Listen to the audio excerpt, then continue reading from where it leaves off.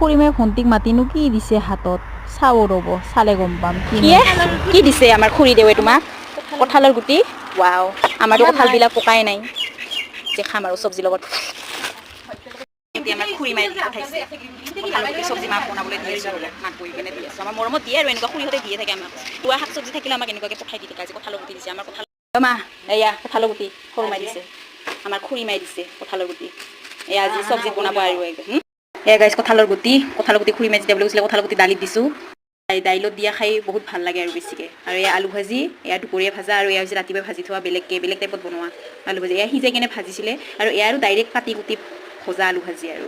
আৰু এয়া হৈছে ভাত কেৰেলা ভাজি এয়াই আৰু আজি সোমবাৰ নিৰামিষ খাদ্য এয়াই আৰু পাঁচফোৰণৰ মছলা দি কেনে নিৰামিষ এয়াই তেল আৰু পাঁচফোৰণ আৰু জলকীয়া এয়াই আৰু আমাৰ মছলা বেলেগ একো নাই সোমবাৰ যিহেতু ন পিঁয়াজ ন নহৰু একোৱেই নাই মানে